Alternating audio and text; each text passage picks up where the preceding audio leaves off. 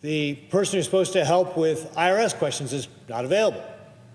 National parks may be closed. All these services may be degraded. And all because the Democrats are holding the American public and Nebraskans in my state hostage for their radical left demands. The Democrats should do what they have done 13 times in the Biden administration: vote for a continuing resolution, help us continue our work on appropriations, because that's the way the system is supposed to work. We've already passed 3 bipartisan appropriation bills. The Appropriations Committee has more bipartisan bills ready to work on. This could all be over if the Democrats will simply vote for a continuing resolution that they have already voted yes on 4 times over the last 18 months and 13 times during the Biden administration. If the American public is looking for answers, they have to look no further than the Democrats to find out who is responsible for this. Republicans have offered this continuing resolution and have voted for it. And in fact, 3 Democrats have voted for the continuing resolution, including an independent who caucuses with the Democrats. So we will continue to do our part by voting for this continuing resolution and continuing to put it up to give the Democrats a chance to get government back open so we can continue the people's business and work on these appropriation bills, which is what we are supposed to be doing. Thank you, Mr. President. I yield back my time.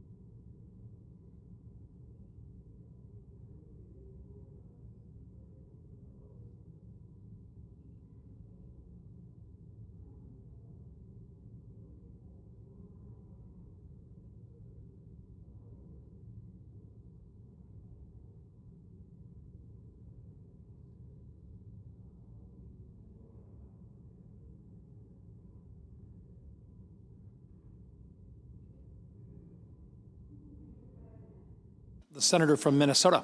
Mr. President, are we in a quorum call? We are not. Thank you. Mr. President, I rise today as millions of Americans stand on the edge of a healthcare cliff. And I join my Democratic colleagues in continuing to fight to reopen the government and to prevent Americans' healthcare costs from skyrocketing. A critical part of the governing is finding common ground. You don't always pick your neighbors, as the presiding officer knows, if we have worked together many, many years. But you find a way to live next to your neighbors, as we do, and to work with them. Making health care more affordable should be a bipartisan issue.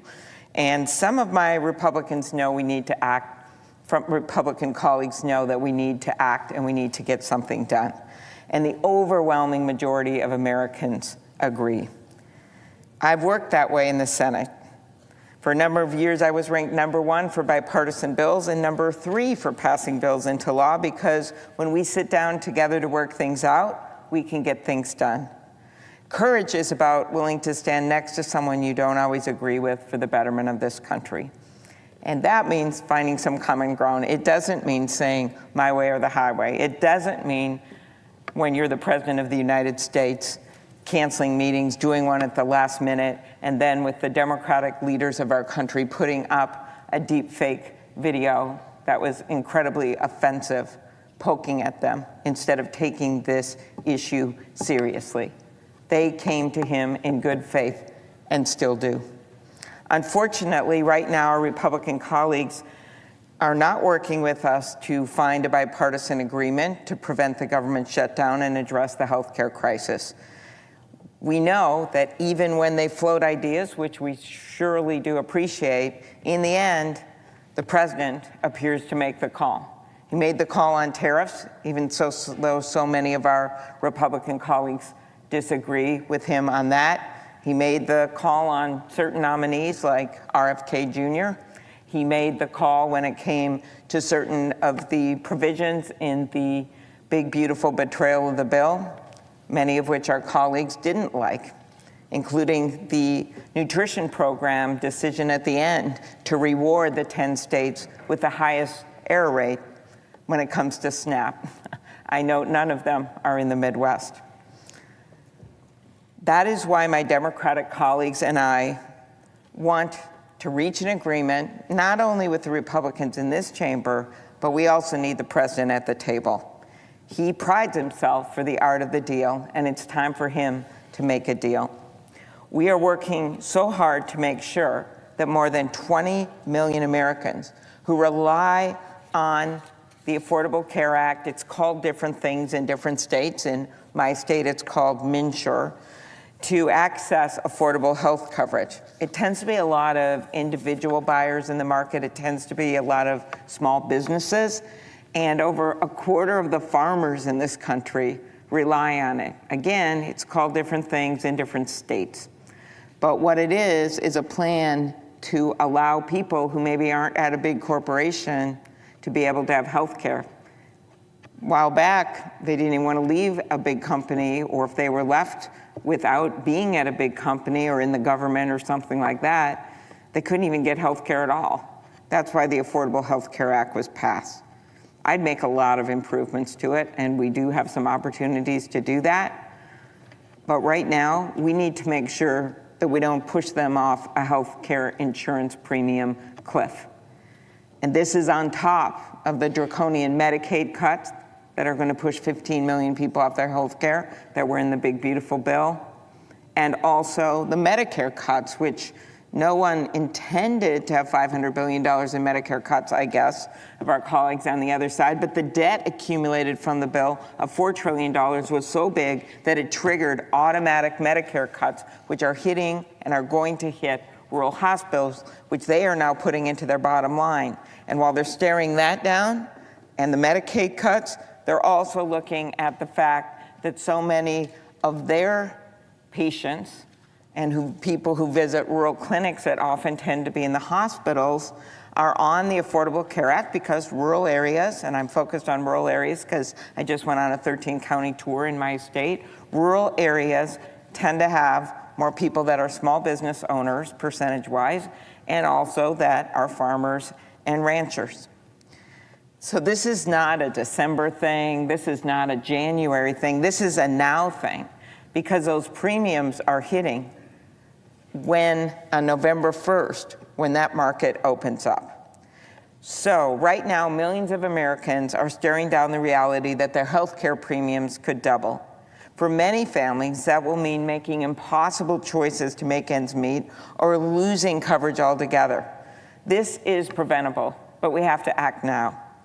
Over 20 million Americans are enrolled in Affordable Care Act health insurance plan. If we don't act, they're going to be forced to make impossible decisions. And that doubling number, that the premiums are going to double, came out of a study just this week by the Kaiser Family Foundation. If Congress doesn't come together in a bipartisan way to extend these credits, these families, farmers, ranchers, small business owners, entrepreneurs, seniors, people living in rural communities, will have to pay an average of double every month, hundreds of dollars more every month, not every year, every month, to keep their health insurance. In Minnesota, nearly 90,000 people will see their premiums increase by double digits. So you can say, well, I'm not on that kind of health care. I work in such and such company. You don't know the day, especially with these tariffs, when people are starting to get laid off at manufacturing companies like John Deere, or that a farmer's business goes bankrupt, his farm goes bankrupt because bankruptcies for small farms are at an all-time high in the last 5 years. You don't know when it's going to be you. It's like the lottery, especially right now with the crazy things going on in this economy. So even for people that aren't on the Affordable Care Act, this affects them. For many, this will put health care coverage out of reach. This is not political theater, I say to the president after he posted that offensive video. This is not a joke. These are real Americans that are facing these challenges. The loss of this tax credit will raise premiums for everyone. Minnesotans have already started to receive notice that their costs will increase. One constituent is bracing for more than a 27% increase in their premium next year. Another, whose husband's job was just eliminated, called the 19% increase in health insurance costs their family is facing incomprehensible with the loss of income that they already faced. And this is before adding in the extra cost people will be forced to take on if the tax credits are not extended. So if you noticed, I use those words 19 and 20, and you're thinking, well, she just said they double. This is before that happens. This is what's happening on the market right now because of a number of factors going on that the president should be dealing with. And people are going to be socked with this, smacked with this, right while the price of groceries has been going up. I think the president promised he was going to bring costs down on day one, and we're in something like day 255, and the opposite is happening. Anyone that goes in a grocery store and walks out, looks at their receipt, knows exactly what I'm talking about. Or people that are in the grocery aisle and see the cost of beef, they know what I'm talking about. Or people that get their electricity bill, they know what I'm talking about. Those aren't deep fakes. Those aren't fake videos the president puts up on Truth Social. Those are real bills. So especially as this is going on because of these tariffs, and could I just add, since I have the floor here, the latest, the tariffs on sofas and cabinets and lumber, it is already too expensive for Americans to buy a house or to rent a house or to rent an apartment. And now we're going to see major increases to home furnishings. And while we are in the middle of a housing crisis, it's literally one of the worst things he could do right now, but he did it. So all that is not nothing. All that kind of sets the stage for why the healthcare cost, which is one of the most expensive for people just on a yearly basis, is so devastating. One of my constituents shared that while they'd planned for higher premiums, they didn't expect a more than $2,000 increase for the same coverage next year. And like so many others, they were concerned that even if they switched to a cheaper plan, you know how that is, you're betting and you're trying to guess and estimate what's going to go wrong in your family, and is your kid going to have some kind of surgery or break a leg, Is your husband going to have some kind of health care checkup that'll be expensive? You got to always calculate those things. Like so many others, again, they were thinking, well, should I switch to a cheaper plan to save money and then hope I don't get sick? And then they would be more exposed to higher costs. Those are the kind of things people are doing right now. It's like the woman that Jean Shaheen had at a spotlight forum that we did this last week who had MS. And she had actually talked to her doctor about whether she could ration, kind of like people used to do with insulin with diabetes before we put those caps on insulin. Could she ration her medication for MS? And the doctor says, no, that's not how this works. It'll just grow the pressure in your brain and make your symptoms worse. Another Minnesotan wrote me that without the tax credits, their family of 4 would have to downgrade their health plan and spend significantly more on their health insurance than they do on their mortgage. Another said that he expected his family would have to pay an additional $16,000 per year for their health coverage if they had no health care tax credits. One Minnesotan shared, I cannot absorb additional costs and will be forced into a catastrophic plan if these reported double-digit increases go into effect. Just because someone can't afford to stay insured doesn't mean they need health care less. One of the things that I learned that maybe I hadn't thought through when I went to these rural hospitals was the fact that because there's a high percentage of these farmers and people in small towns on these plans, ours is called MNsure, like I said, they're already hit by the Medicaid cuts, right, the hospitals, the Medicare cuts, because it's an older population. But they actually cared a lot about this, the doctors, the nurses, the people running the hospitals, because they know that the people won't be able to afford this if these premiums double. They will choose not to get health care insurance. And then what will happen is they'll end up in their emergency rooms with hospitals that are already strapped thin, and they won't be able to afford, they will treat them, but they won't be able to afford it for a long period of time. So they time and time again mentioned to me that these affordable tax credits expiring or not being maintained would create a major problem. Already, approximately 1/3 of Americans report not taking medications as prescribed due to the costs.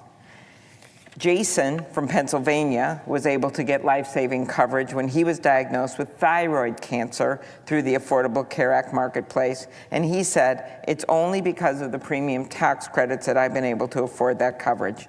Now faced with the expiration of these credits, he understands the consequences for people like him. He said, if you're faced with a choice of bankruptcy or debt or saving your life, you're probably going to choose your life, Jason said. But the consequences of that, of having an immense amount of debt the rest of your life, could be ruined because of that. Another cancer survivor who has always made health insurance a priority also fears that unaffordable health insurance could mean for patients like her. And she says, it means that I don't have to wait around to find out about a disease that could have been cured if it had been detected soon enough. The insurance means I don't have to forego my entire life savings in my home because of medical bills. I don't have to forego life-saving treatment because I can't afford it, and that's all about to change. Without the tax credit, I don't know if I'm going to be able to afford health care, the kind of health care that's going to save my life. Already, as I noted, because of Medicaid cuts that were passed in the big, beautiful betrayal of a bill, more than 300 rural hospitals, 200 health centers, and 500 nursing homes are likely to close. This means less accessible care for rural communities, longer drives to access care, fewer places to seek care in an emergency, and more hours taken from work, caregiving, or other responsibilities. Fewer patients will go to that doctor's visit or get that life-saving screening. They will not get the surgeries they need. Many will get sicker. And ultimately, as I noted, more patients are going to end up in the emergency room, where these hospitals are going to have to take on the additional burden of more uncompensated care. None of this happens in a vacuum. As I noted, these Medicaid cuts And Medicaid provides health care for at least 1 in 5 rural Minnesotans, more than 31% of children in our state, and more than half of all nursing home residents across our state. So this is about seniors, people with disabilities, and kids, and that's why Medicaid's so important. For me, my dad, in his later years, got late onset Alzheimer's, and he was in one place and then we moved him to another place. But I knew the exact date when his savings were going to go away. And we were going into those savings, and sadly we lost him. But I knew that exact date because I was going to have to move him to another nursing home, another assisted living that took Medicaid, and I made plans with them. I knew that date. So many people in this country know that date.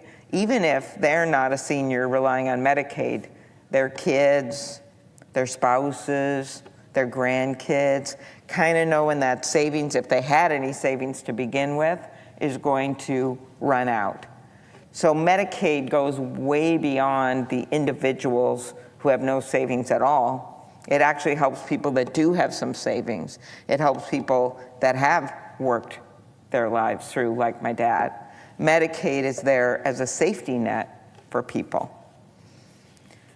Over the last few months, I've heard from thousands of constituents, including seniors in Minnesota, from Sunrise Village in Malacca that I visited, to senior living in Watkins or Winona, to the Pillars at Prospect Park, and Episcopal homes in the metro. They are worried about their health care. I heard from one constituent from Inver Grove Heights who told me that Medicaid helps her to afford the cost of her father's memory care. I think about what a constituent told me who works with adults with disabilities. She is a mental health therapist for a woman who had a tracheotomy and is wheelchair bound who requires nursing care. She's also the aunt of a man with Down syndrome with many needs who's in a residential home. She said, I'm concerned about the possible Medicaid service cuts to the people who most need it. I've also heard from a constituent named Lola, whose daughter was diagnosed with leukemia. A social worker advised Lola that her employer-based insurance may not cover the cancer treatments her daughter needed and connected her with Medicaid. She said Medicaid helped completely with the surgeries, the T-cell therapy.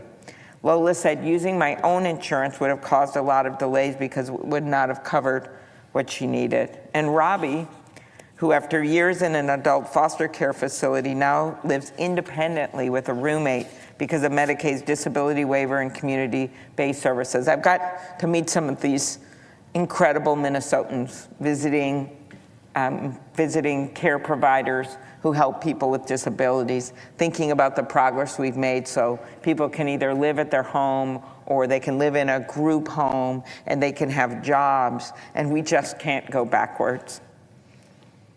People will feel the impacts of these cuts, and we know it.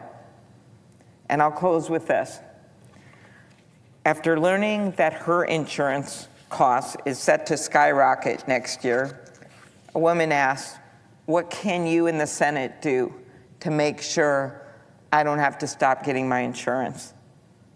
We can do something, and it's something that so many of my colleagues agree with, especially after the cuts that were made, especially after the bludgeoning tariffs, what they're doing to the cost of things for people. It's not going to fix everything, that's for sure, but it's going to save a lot of lives, and it's going to help people contain costs so they don't go over that cliff. As Minnesota's former senator, I have his desk, Hubert Humphrey once said, the moral test of government isn't just how it treats the young and healthy. It's also how it treats the sick, the elderly, and people with disabilities.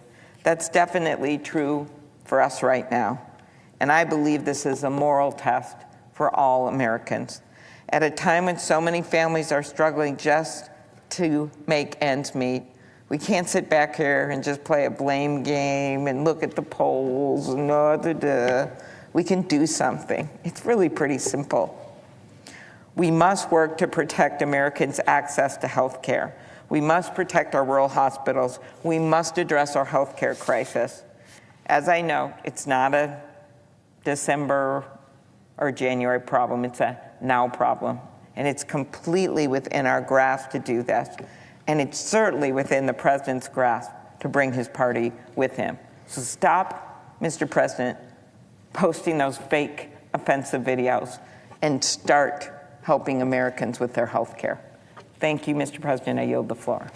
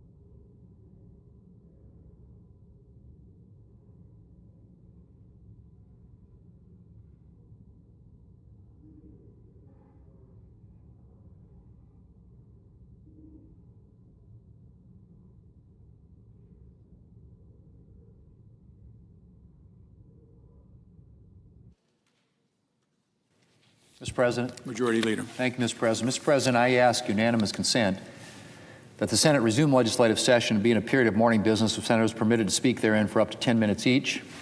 Without objection. I ask unanimous consent that when the Senate completes its business today, it stand adjourned until 11:30 a.m. on Friday, October the 3rd, that following the prayer and pledge, the journal proceedings be approved today, the morning hour be deemed expired, the time for the 2 leaders be reserved for the use later in the day, morning business be closed, and notwithstanding Rule 22, the Senate proceed to executive session and resume consideration of SRS 412 post-cloture, and that all post-cloture time be expired at 1:30 p.m. Without objection. Mr. President, for the information of my colleagues, senators should expect a series of votes at 1:30 p.m. If there's no further business to come before the Senate, I ask that it stand adjourned under the previous order. The Senate stands adjourned until 11:30 a.m. tomorrow.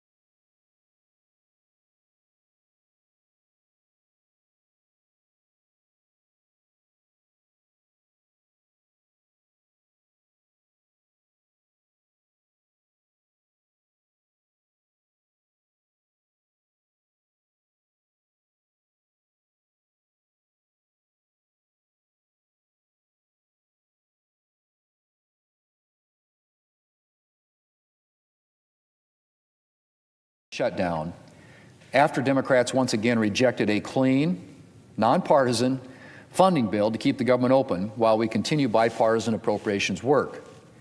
We're not going to be voting today as we have Jewish colleagues who are currently observing Yom Kippur. But we're going to be voting tomorrow.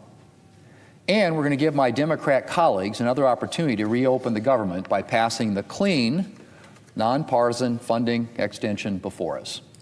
Mr. President, I realize that my Democrat colleagues are facing pressure from members of their far-left base, but they're playing a losing game here. A robust majority of American voters are against a government shutdown.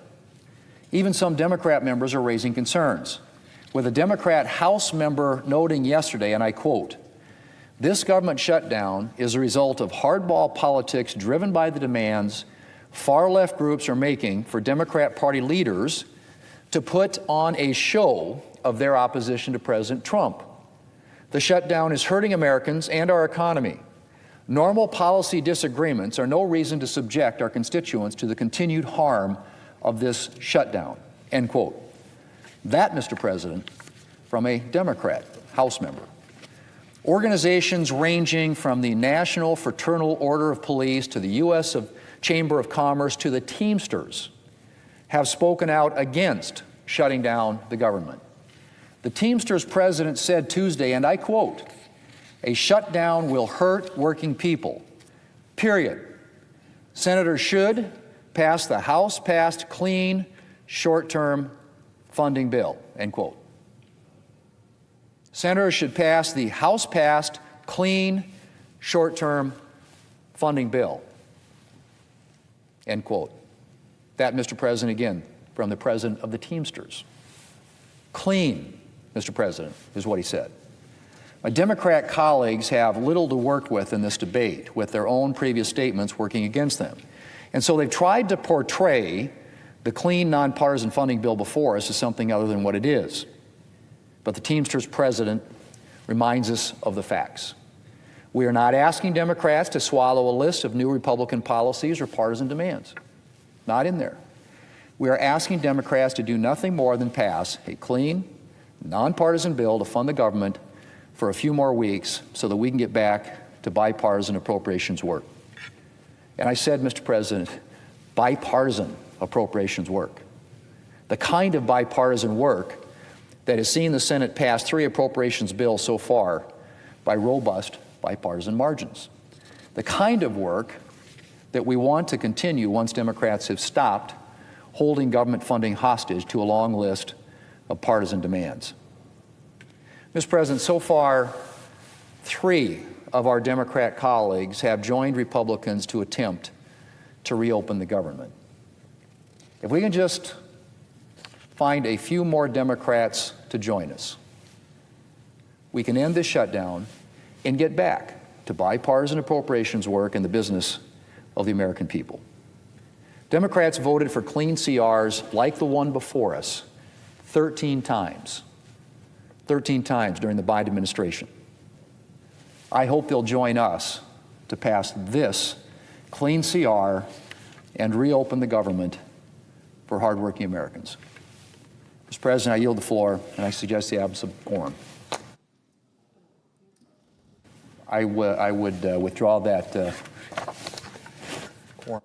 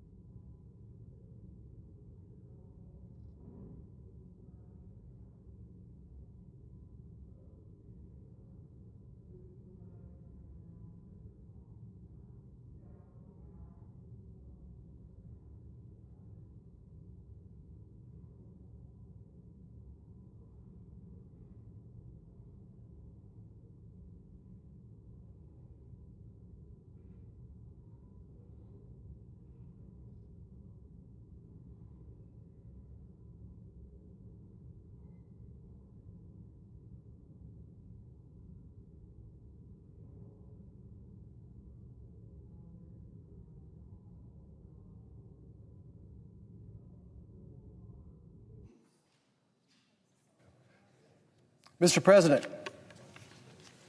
Senator from Kansas. Mr. President, here we are, day number 2 of the Schumer shutdown. Or should we call this the AOC shutdown? After all, when the puppet master gets outmaneuvered by his own radical squad, who's really calling the shots? Shouldn't we give the squad some credit here for this shutdown? Now, let me say that a different way. This Democrat shutdown is nothing but a cynical political shutdown, with Senator Schumer kowtowing to his radical left-wing extremists. He's desperately recoiling, fighting to stave off a primary and to save his party from the piranhas in their own midst. Look, I'm sure he feels like he's been steamrolled by President Trump and the overwhelming America First mandate from 78 million American patriots who voted for real change. Everything else, all of their excuses, is just a pathetic smokescreen to hide their failures. But let's take a closer look at some of these Democrat excuses. Again, they're decoys, they're camouflage, and why this is indeed a Schumer shutdown.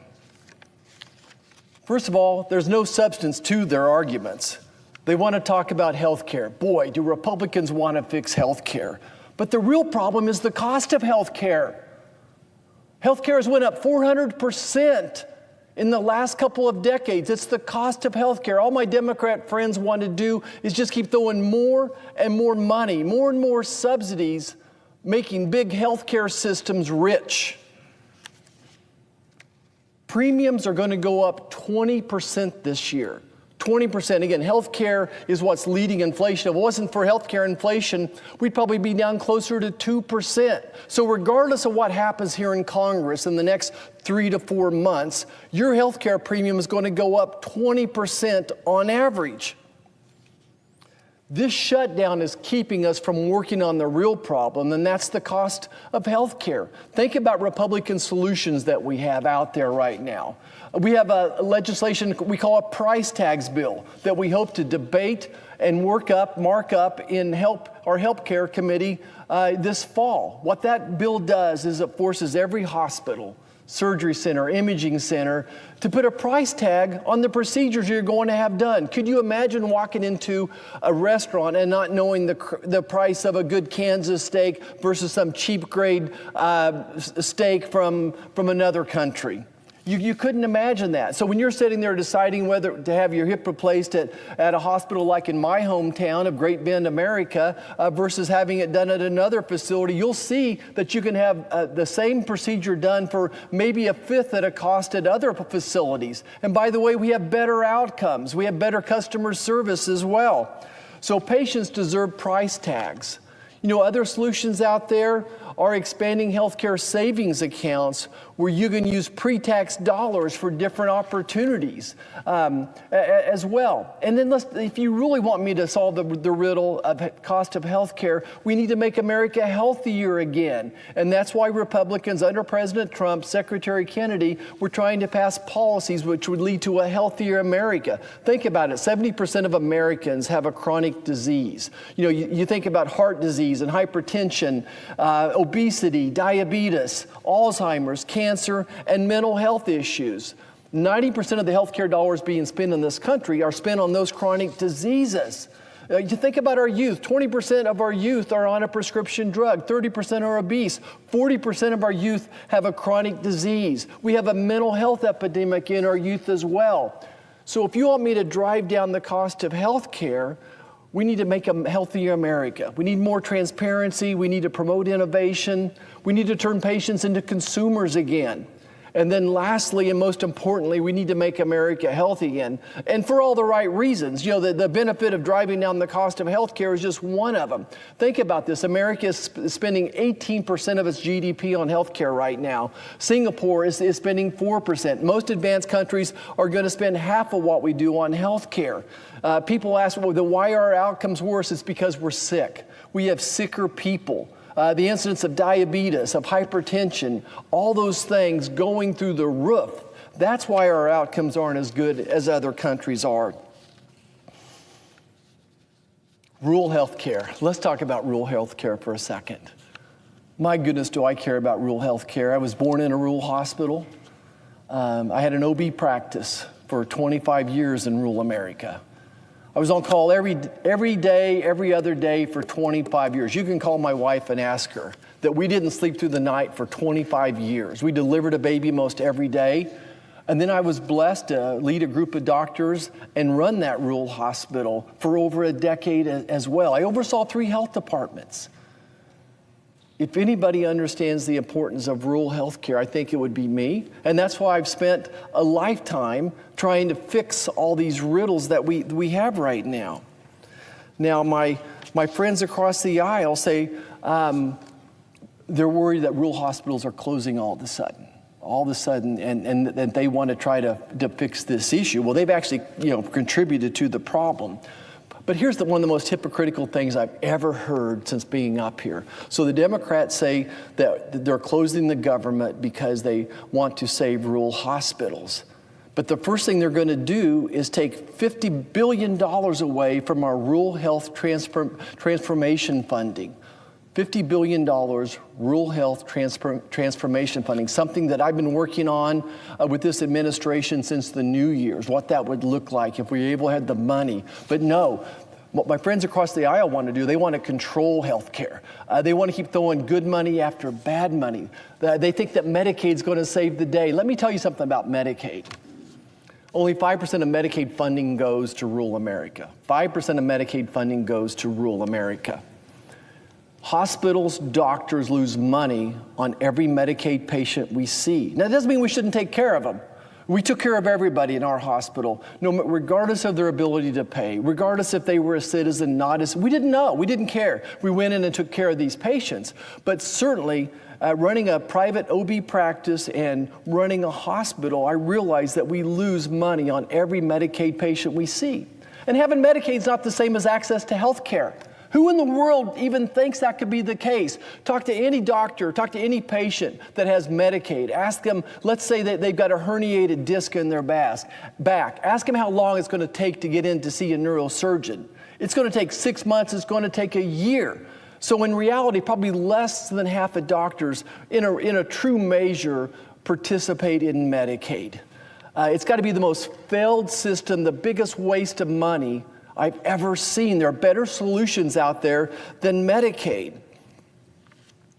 I'm so excited about, again, solutions. Republicans have solutions. I'm so excited about this transformation fund and the opportunity that does that. Here's what's really rich. Here's what's rich.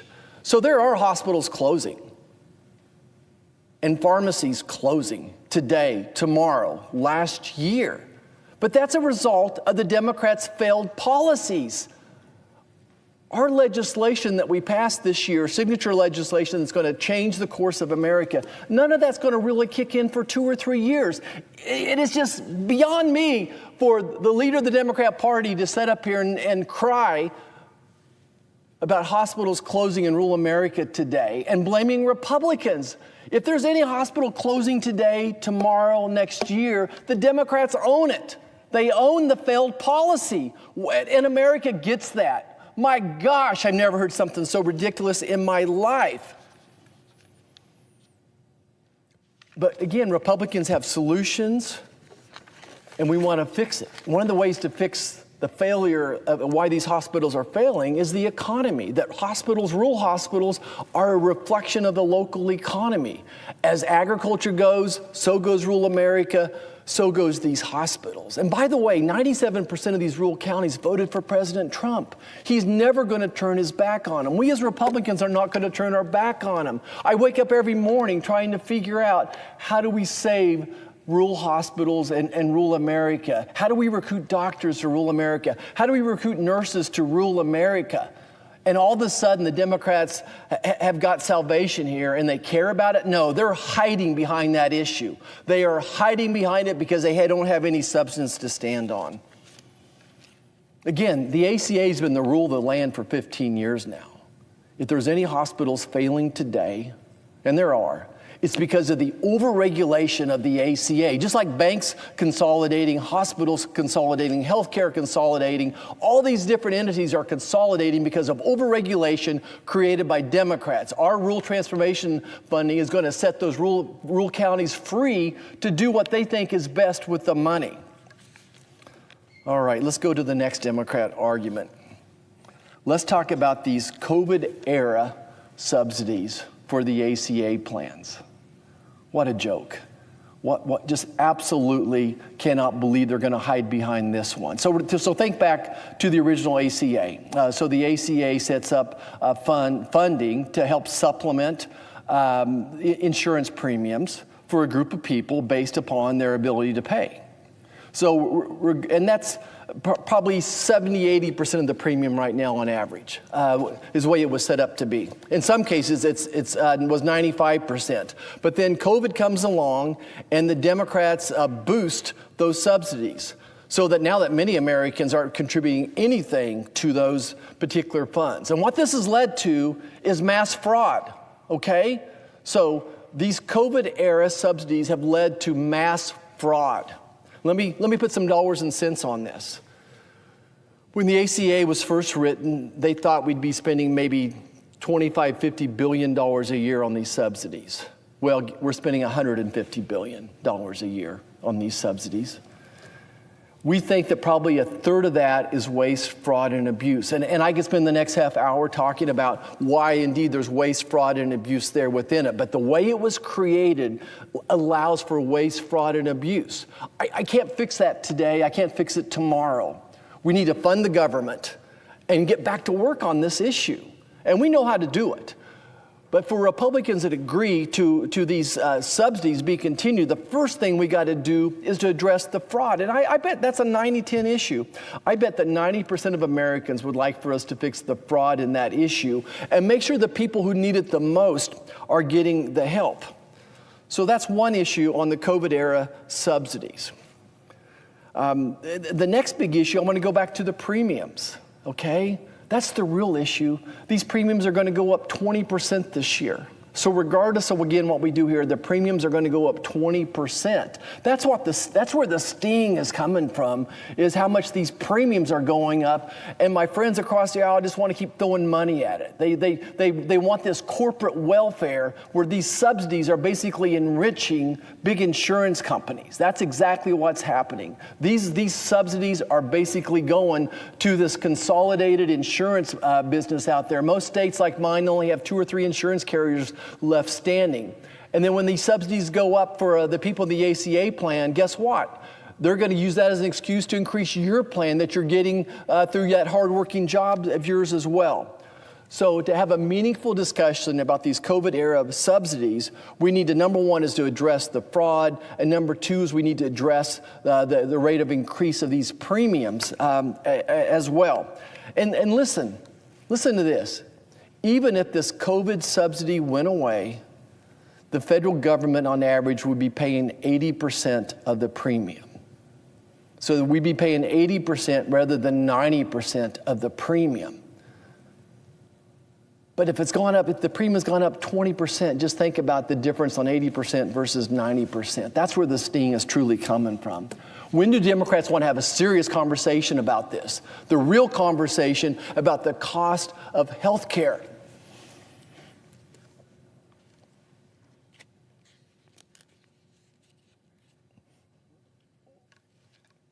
My friends across the aisle want to bring these two issues together. They want to, take a hostage. In order to keep the government open, they're saying you've got to give us these COVID-era subsidies to prolong them. But they're supposed to expire December 31st of this year. The Democrats passed this. It was supposed to be for COVID. And like all the other COVID subsidies that drove us into massive debt, there was a sunset on them. They wrote the law. If they didn't want it to sunset, why didn't they continue the program for infinity, just like they did with the original subsidies? So this, to me, is two different issues. We have the issue here of keeping the government open, and we have the issue here of health care. And I want to take care of both of them, but it's going to take weeks, probably months, for us to come up with a solution for these COVID subsidies. So I don't think it's fair to keep the government closed down because they weren't willing to talk about this. It's interesting that, we didn't hear a thing about this, at least I didn't, from the minority leader that he was concerned about this till just a couple of days ago, again, which makes me think he wanted the shutdown. He wanted the shutdown to appease his liberal left base. Here's another argument the Democrats are making. You know, there's a fight about health care for illegal aliens. And I don't think anyone can argue that before our working families tax cut bill, our signature bill that's going to grow the economy, that before that legislation that illegal aliens were getting health care. Even the CBO, and I hate to pick and choose when I use the CBO numbers, but the CBO said 2 million illegal aliens were getting health care subsidies or free health care because of the loose, unfettered problem they can argue about to get America's eyes off the true challenge within their own party.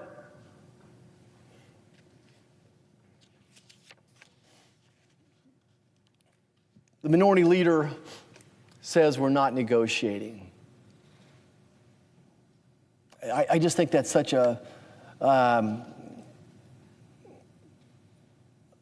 untruth, that we're not negotiating. My gosh, the Appropriations Committee, Republican-led Appropriations Committee, has been negotiating since President Trump, well, actually since we were sworn in January. And just nothing but compliments to Senator Susan Collins and her team and the Democrats on the appropriations team. They're doing their job. But Leader Schumer, Minority Leader Schumer, wants to do this negotiation in the back doors. He wants to continue the status quo where for the government funding, they go back in behind a door in a closed office, the cameras are off, and they want to cut a deal. You talk about the four corners up here, the Speaker of the House, Minority Leader in the House, Minority Leader in the Senate, and then the Majority Leader, the head of the Senate here, of course, John Thune. So Senator Schumer thinks they can go behind closed doors, and there's 2 New Yorkers in that room and build all their bridges to nowhere. But Republicans want to fund the government in open daylight through the Appropriations Committee with the lights on, the cameras on. The Appropriations Committee passes legislation. There's 12 buckets of funding to fund this discretionary spending that Senate Republicans are trying to lead here. 12 buckets of funding. Again, under great leadership, they've passed 8 of these 12 buckets out of committee. Now, almost 90% of funding for the federal government discretionary spending, again, of course, that they've already finished the job. Senator Collins has done an incredible job getting it through committee, bipartisan. I mean, you look at the votes on these bills, it's like 25-0, 23-2, 24-1. Huge bipartisan victories done in the light of day, and then those should come here to the floor and let America see exactly what's in them. And if there's a bridge to nowhere in there, let me stand up here and offer an amendment to strike that funding. And then let that senator defend why his or her state should have this bridge to nowhere. That's what's supposed to happen, the light of day. But Senator Schumer wants to go back to the dark ages where he can go in a back New York room, and then cut a deal for all of his bridges to nowhere. The House, I believe, have passed all 12 of their funding bills out of committee. Now, we've got 3 of those across the floor. There's 5 more sitting there, but Senator Schumer refuses to release anybody on his side to vote for him, even though they voted for them in committee. Why? It's part of the political theater. He wants this shutdown. So I think, America sees this, that we want to negotiate in good faith. But Senator Schumer's idea of negotiating is now to go behind closed doors, where he's one of 4 people in the room, and then go tell the president, who was elected by 28 million people, wants to tell him what to do.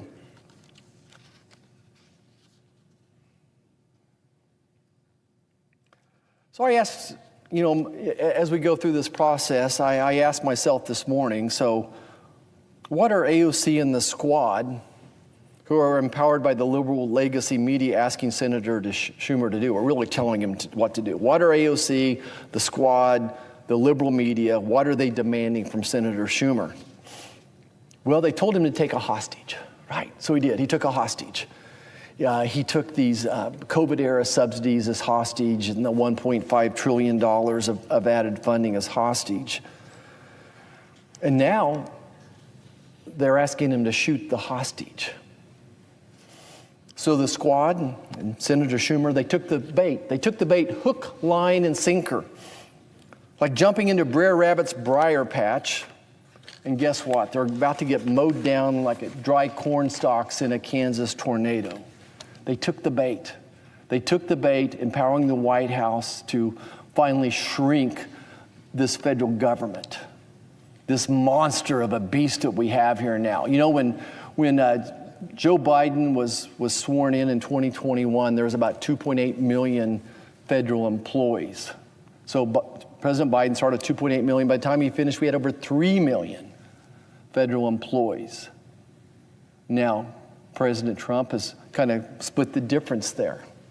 So we're still not back to pre-COVID, pre-Biden levels of federal employment. Look, I'm grateful for every federal employee, and many of them do incredible work. But I think it's no secret that we could all be a little more efficient, that we all could work a little harder.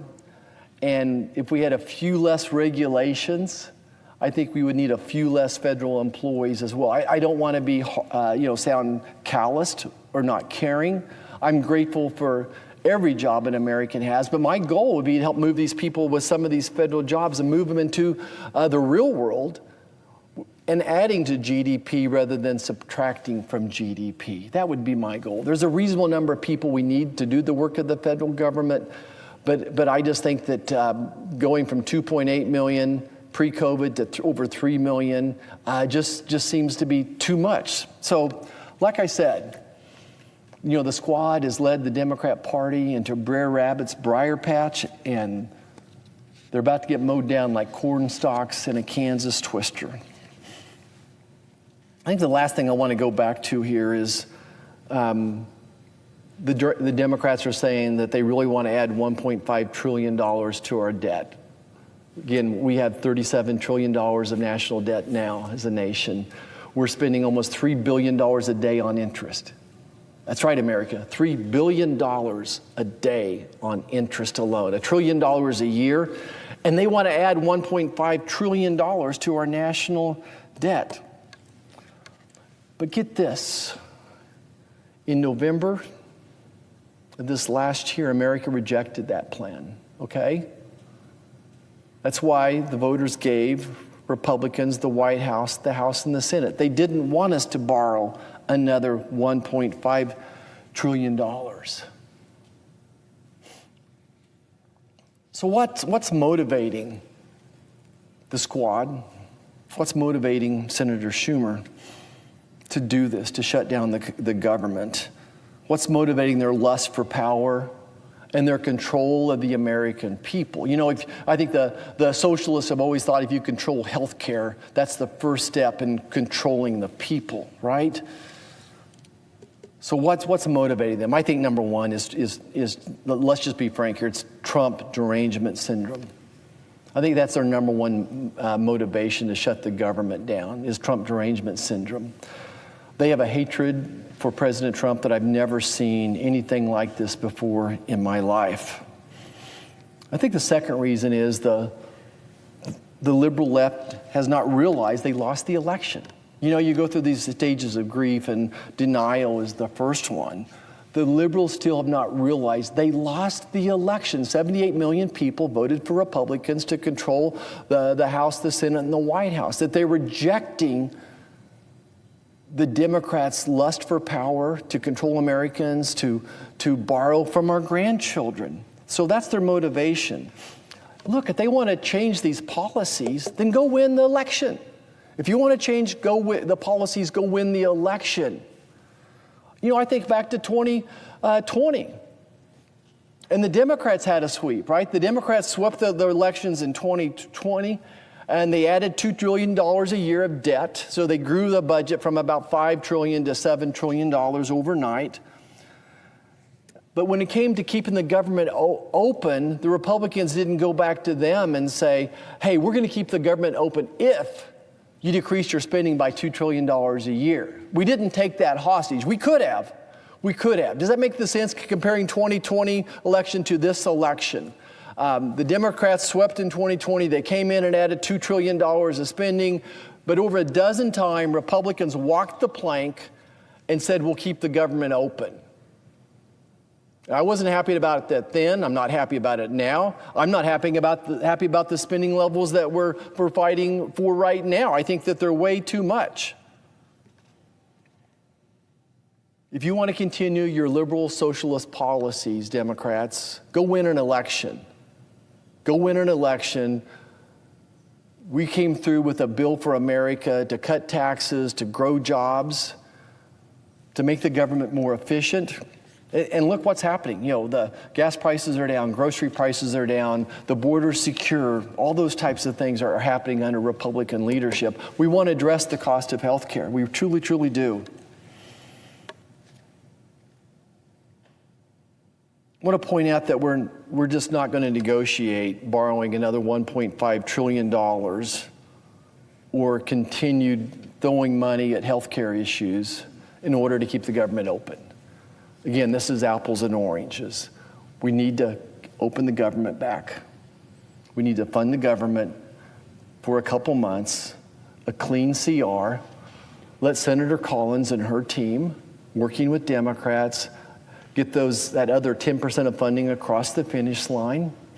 In 2 months' time, we can bring those bills to the floor in front of the American public, debate them, offer amendments, make senators defend their bridges to nowhere, as I call them, and then continue the work on health care.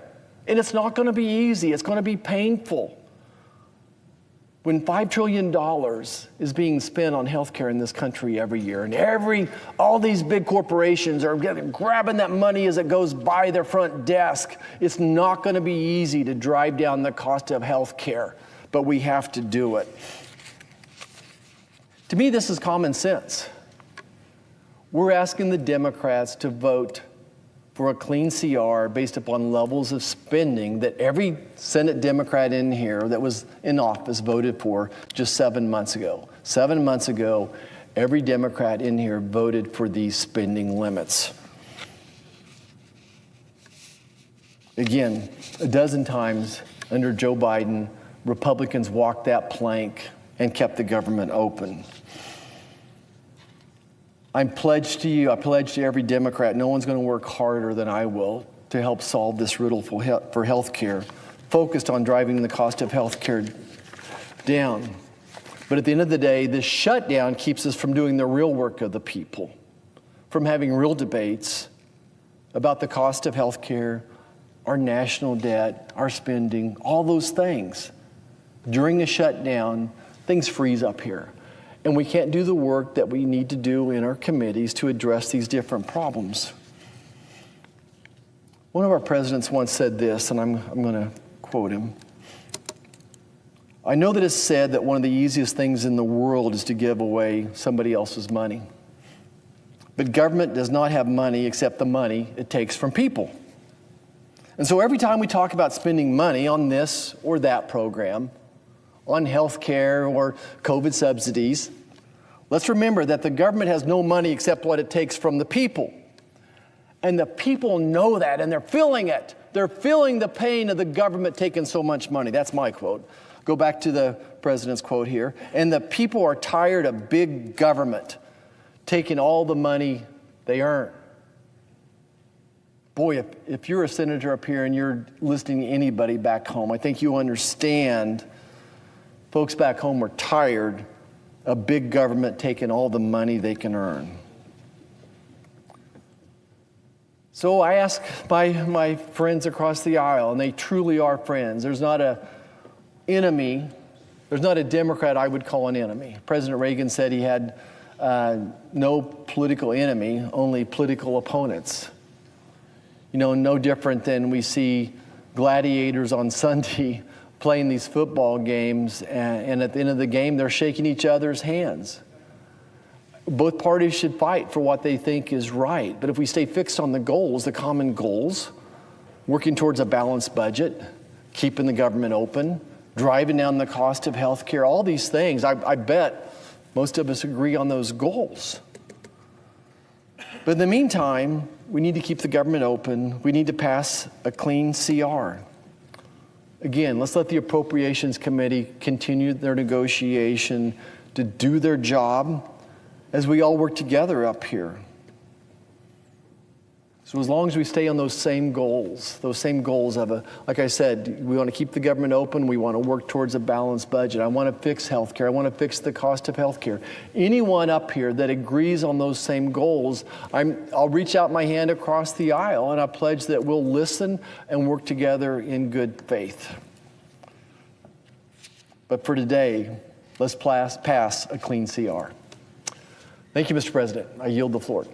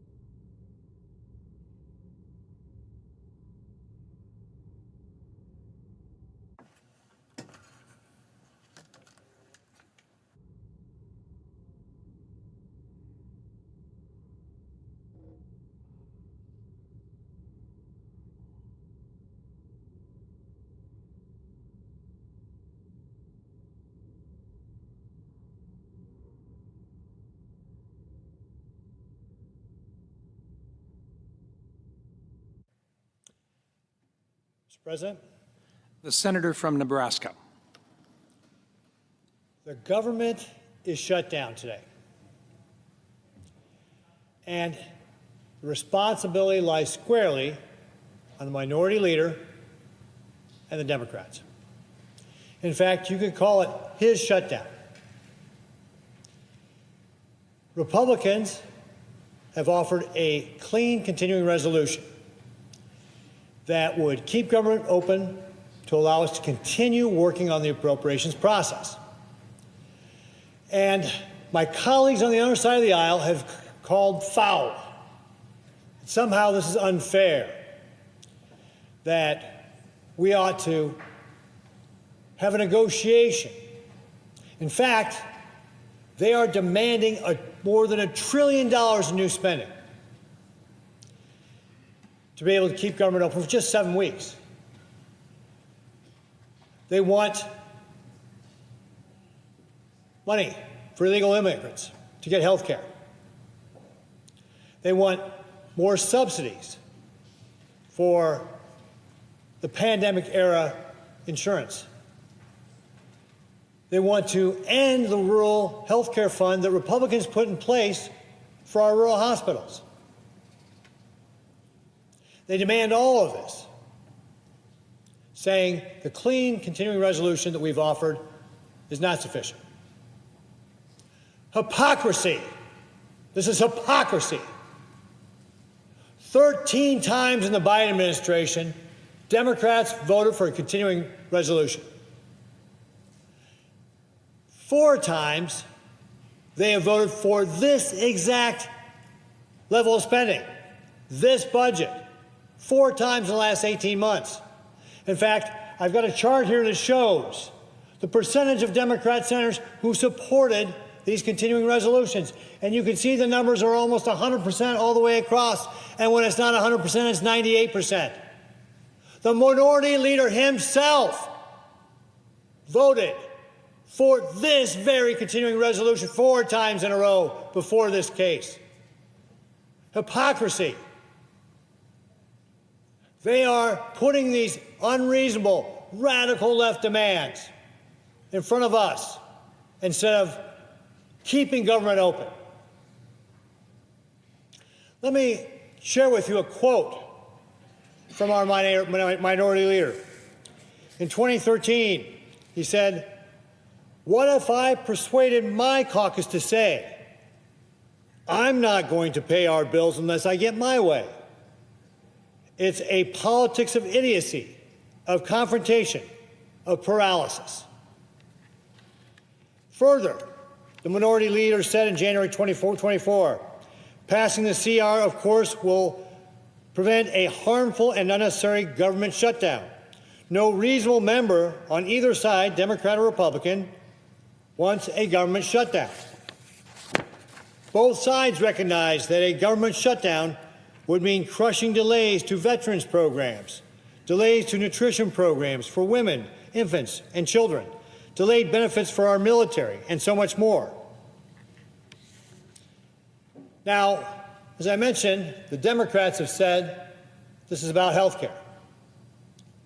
But let me read you a quote from the junior senator from Connecticut. He said, when talking about health care, that there is a time and a place to debate health care, but not when the funding of the federal government and all the lives that are impacted by it hang in the balance. The hypocrisy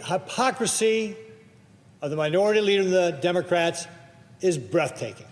It's stunning. During the Biden administration, they were happy to pass continuing resolutions. Happy to. And in fact, when given the very same continuing resolution they voted yes on 4 times in a row, now they say no for partisan political reasons driven by the radical left wing.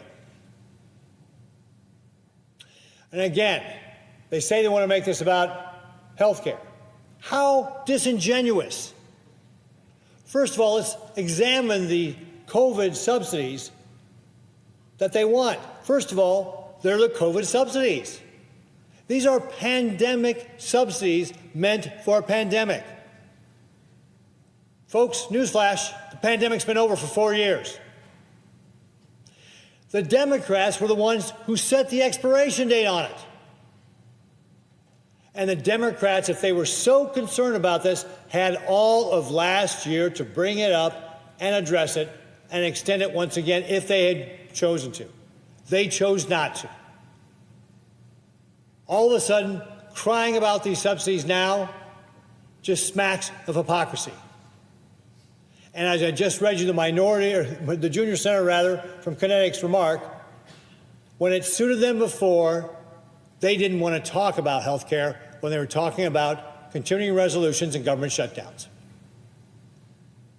Folks, this shutdown does mean that folks in my home state of Nebraska could see services diminished.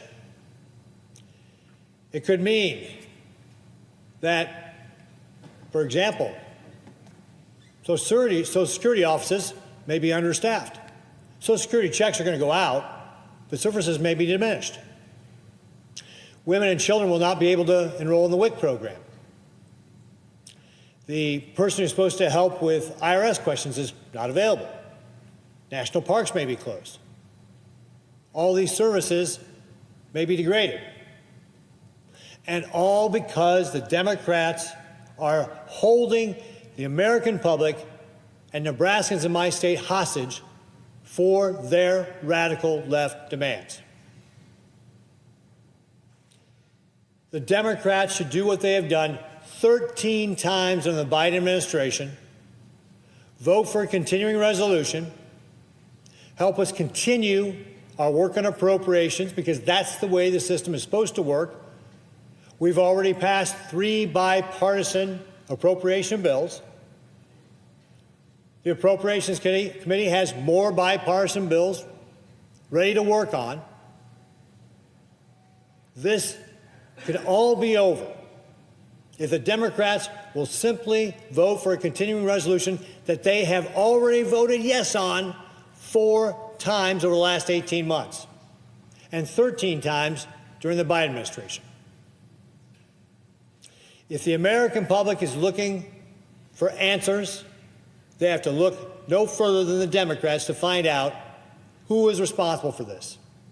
Republicans have offered this continuing resolution and have voted for it.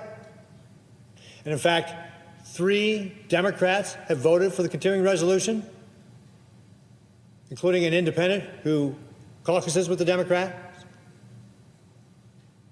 So we will continue to do our part by voting for this continuing resolution and continuing to put it up to give the Democrats a chance to get government back open so we can continue the people's business and work on these appropriations bills, which is what we are supposed to be doing. Thank you, Mr. President. I yield back my time.